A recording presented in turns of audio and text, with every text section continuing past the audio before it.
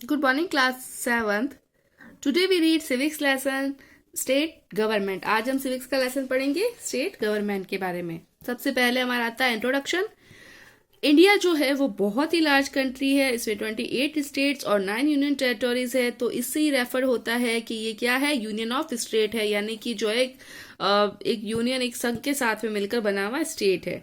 तो यहाँ पर जो है 2 लेवल्स है गवर्नमेंट के, एक तो सेंटर में और एक होती है हमारी स्टेट में. जो थर्ड लेवल जो होता है वो डिस्ट्रिक्ट होता है, जिसको बोला जाता है लोकल सेल्फ गवर्नमेंट. गवर्नमेंट जो होती है वो फॉर्म करती है स्टेट के अंदर, जिसको बोला जाता है स्टेट गवर्नमेंट. यानी कि जो गवर्नमेंट हमारी स्टेट में फॉर्म करेगी उसको हम लोग बोलेंगे स्टेट गवर्नमेंट.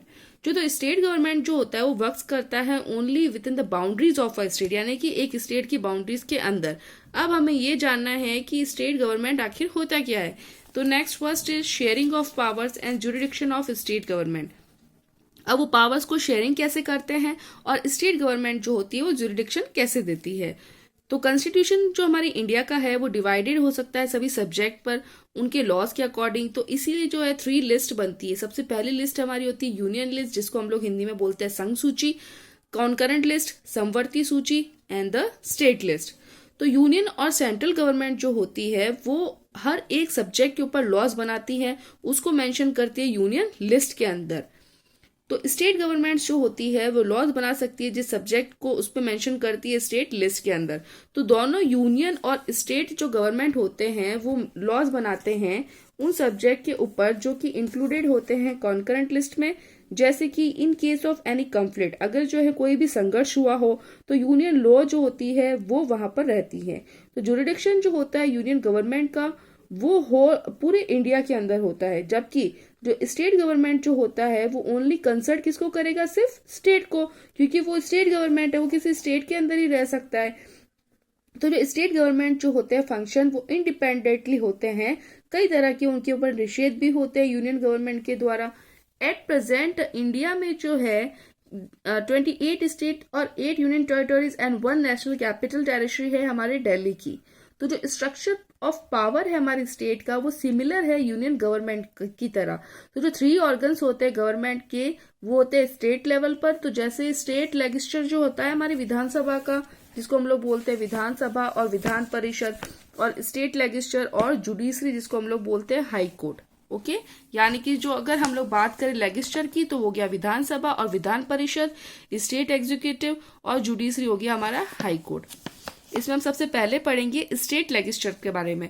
तो स्टेट लेजिस्लेचर जो होता है उसमें 1 या 2 हाउसेज होते हैं. जो लोअर हाउसेज होता है उसको हम लोग बोलते हैं विधानसभा, और लेजिस्लेटिव असेंबली जो होती है इससे बहुत ज्यादा जो है पावरफुल होती है देन द अपर हाउस, जिसको हम लोग बोलते हैं विधान परिषद और लेजिस्लेटिव काउंसिल. जब एक स्टेट लेजिस्लेचर होता है वो कंपोज होता है 2 हाउसेज के साथ में, तो उसको बोला जाता है बिकैरमल. बिकैरमल मतलब 2 सदन, क्योंकि उसमें 2 हाउसेज है. और जब सिर्फ एक ही हाउस होता है तो उसको हम लोग बोलते हैं यूनिकैरमल. Next is इन्फोपाइट्स.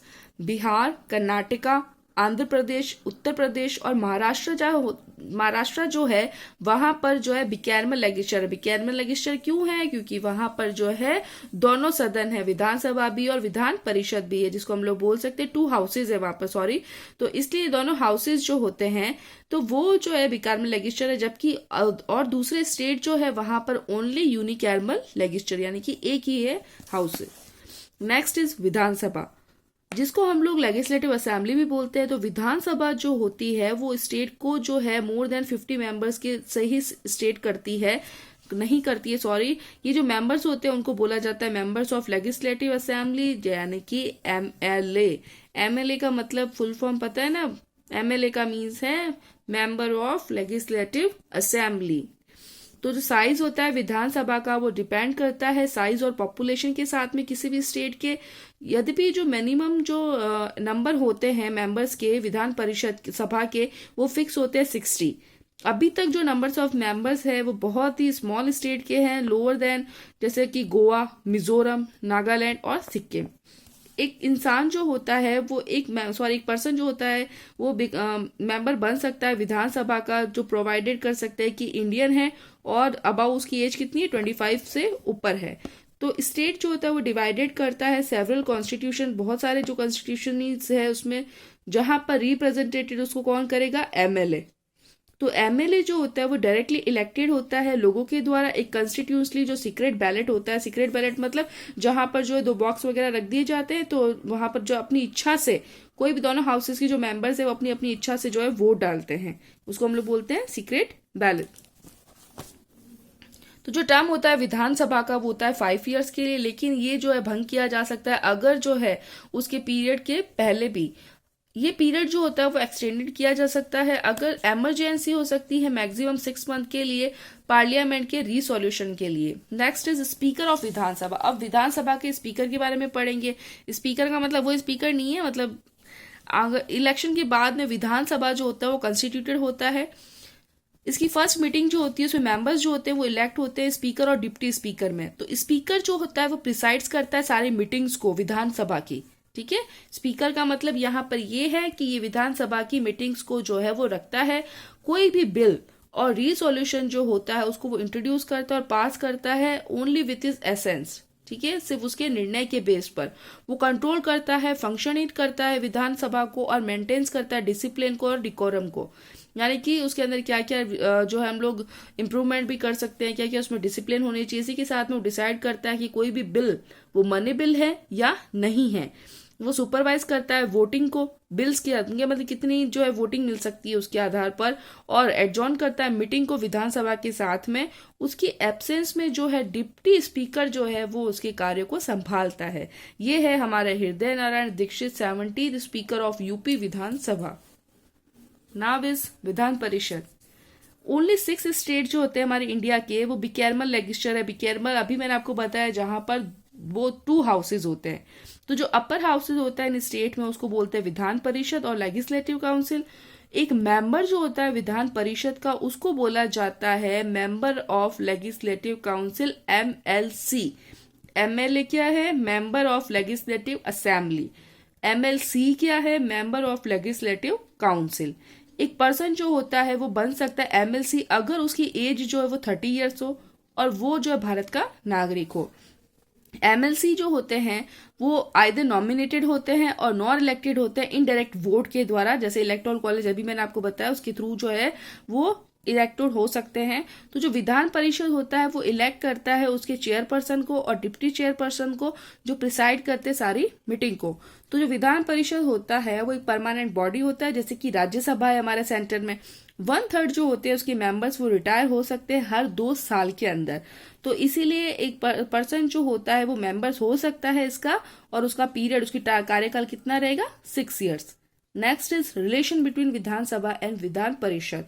अब विधानसभा और विधान परिषद के बीच में क्या संबंध है, तो जो पावर्स होते हैं विधान परिषद के बहुत ही लिमिटेड होते हैं अगर कंपेयर किए जाए विधानसभा के। Now turn your page.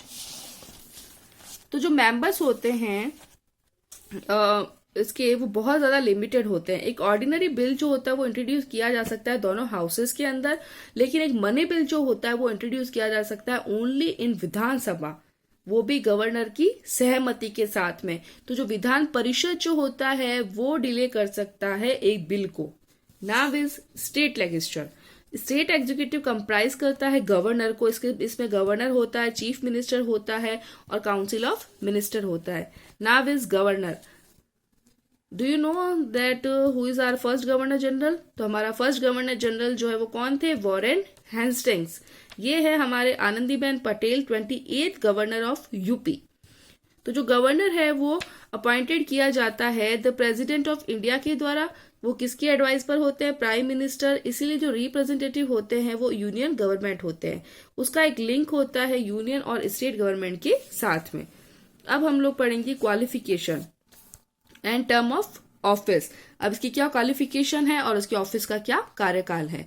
तो एक पर्सन जो है वो बन सकता है गवर्नर किसी भी स्टेट का अगर जो है उसकी एज जो है 35 ईयर्स ऑफ एज हो, वो भारत का नागरिक हो, वो मानसिक रूप से और शारीरिक रूप से जो है वो सक्षम हो, लेकिन जो है वो एक घोषणा करे and is not a proclaimer offered, यानी कि उसको जो किसी भी तरह का वो प्रोक्लेम नहीं हो। जनरली हम लोग देखते हैं कि गवर्नर जो होता है वो एक रेजिडेंट होता है स्टेट का, जो कि अपॉइंटेड किया जाता है और वो कंसल्ट करता है स्टेट गवर्नमेंट को, कंसल्ट करता है उसके अपॉइंटमेंट से पहले। तो गवर्नर जो होता है वो अपॉइंटेड होता है 5 ईयर्स के लिए, लेकिन उसको रिमूव कर दिया जा सकता है उसके कार्यकाल से पहले अगर प्रेसिडेंट जो होता है वो उसको प्लेसेस करे, ठीक है, वो अगर सहमति दे तो उसके साथ ही वो ट्रांसफर कर सकते हैं वन स्टेट टू अनदर जब भी उसके कार्यकाल का मिडल आए। तो गवर्नर जो होता है वो पेड करता है सैलरी और उसकी अलाउंसेस जो होती है एडिशन के साथ में कि ऑफिशियल रेजिडेंस भी देता है उसको और उसको दूसरी फैसिलिटीज भी देता है जो सूटेबल हो सकती है उसके स्टेटस को और उसके फंक्शनिंग को। जनरली गवर्नर जो होता है वो अपॉइंटेड होता है हर एक स्टेट का, हर एक स्टेट का गवर्नर जो होता है वो अलग अलग होते हैं, एक ही नहीं होता है। लेकिन after the 7th constitution amendment 1956 a governor can be appointed for more than one state. एक गवर्नर जो होता है वो अपॉइंटेड किया जा सकता है हर एक स्टेट के अंदर। Now is powers and function of a governor. अब पावर्स और फंक्शन क्या है गवर्नर की? तो गवर्नर जो होता है वो कॉन्स्टिट्यूशनल हेड होता है स्टेट का। सभी फंक्शन जो होते हैं हमारे स्टेट के वो परफॉर्म्ड होते हैं उसके नाम से, जबकि एक्चुअली जो परफॉर्म करता है उसको काउंसिल मिनिस्टर करता है, जो कि उसका हेड कौन होता है? Chief minister. इसीलिए जो है वो सारी की सारी एक्चुअल पावर जो होती है वो कट ले सकता है अगर प्रेसिडेंट का जो रूल है वो उसको इम्पोज करे स्टेट के अंदर। तो हम देख सकते हैं, हमने देखा we can divide the function of the governor under the following points. अब हम लोग जो है गवर्नर की जो फंक्शंस है उसको डिवाइड कर सकते हैं सारे पॉइंट के अंदर। सबसे पहले है हमारा एग्जीक्यूटिव फंक्शन। जैसे कि कॉन्स्टिट्यूशनल जो होता है वो हेड होता है स्टेट का, तो गवर्नर क्या करता है? वो अपॉइंट करता है leader of the majority party और उसी के साथ में विधानसभा को एज अ चीफ मिनिस्टर, जैसे कि जनरल इलेक्शन है तो अपॉइंट कर सकता है दूसरे मिनिस्टर को, काउंसिल ऑफ मिनिस्टर को, और किसकी एडवाइस के साथ में? चीफ मिनिस्टर की एडवाइस के साथ में। तो चीफ मिनिस्टर जो होता है वो काउंसिल ऑफ मिनिस्टर रह सकता है अपने ऑफिस में उसकी आज्ञा या उसकी अनुमति के आधार पर। तो जो चीफ मिनिस्टर होता है वो इंटीमेट कर सकता है अपने आप को सारे एडमिनिस्ट्रेटिव में और लेजिस्लेटिव फंक्शन में। तो गवर्नर जो होता है वो अपॉइंट करता है एडवोकेट जनरल को, चेयरमैन को, और जो members of the state public service commission होते हैं, जजेस होते हैं बिलो द हाई कोर्ट। इसी के साथ में वो कंसल्टेट कर सकता है प्रेसिडेंट ऑफ इंडिया को और उसकी जो है अपॉइंटमेंट का जो टाइमिंग होता है जजेस के साथ में, उसी के साथ में स्टेट हाई कोर्ट को। Next is legislative function. Governor जो होता है वो सम्मन्स करता है, यानी कोई भी चीज एक जगह से उस दूसरी जगह पे कोई भी चीज भेज सकता है, उसको स्थगित कर सकता है, टाल सकता है स्टेट लेजिस्लेचर के साथ में, और वो ओपनिंग सेशन जो आता है विधानसभा का उसको भी संबोधित करता है। सभी बिल्स जो होते हैं वो पास करता है स्टेट लेजिस्लेचर में, और उसी के साथ में जो है लॉज भी बनाता है। अगर वो प्रॉपर सोचे तो वो जो है एक रिजर्व कर सकता है किसी भी बिल को प्रेसिडेंट की सहमति के साथ में, और उसी के साथ में जो है वो बहुत सारे जो है हम लोग देख सकते हैं लेजिस्लेचर जो है किस तरह से सेशन में रहता है। ये सारे जो ऑर्डिनेंस होते हैं वो रिमेन कर सकते हैं 6 वीक्स में, जब भी जो है रीअसेंबली हो लेजिस्लेचर की।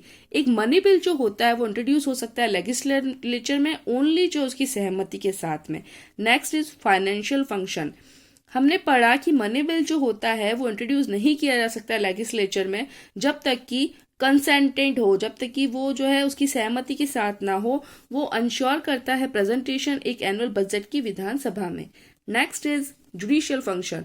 गवर्नर जो होता है वो स्टेट का वो पार्डन होता है, यानी कम्युनिकेट करता है, रिप्राइव करता है कोई भी सेंटेंस को, किसी भी इंसान को कंडिवेट करता है ऑफेंस के साथ में, और इसी के साथ में वो जो है चेंज हो सकता है death sentence into life imprisonment of may pardon on offender complimentary, यानी कि जुडिशियल फंक्शंस के लिए सारी चीजें जो होती है वो गवर्नमेंट जो है उसको पार्डन कर सकता है। Now is quiz time. You can see that first is the विधान presides over the meetings of the Vidhan Sabha. The governor is appointed by the President of India on the advice of Prime Minister. A members of Vidhan Parishad is called a member of Legislative Assembly. Fourth is the member of Vidhan Sabha are called member of Legislative Assembly.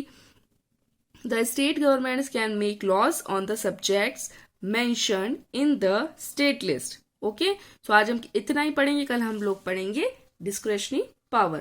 Till then, thank you.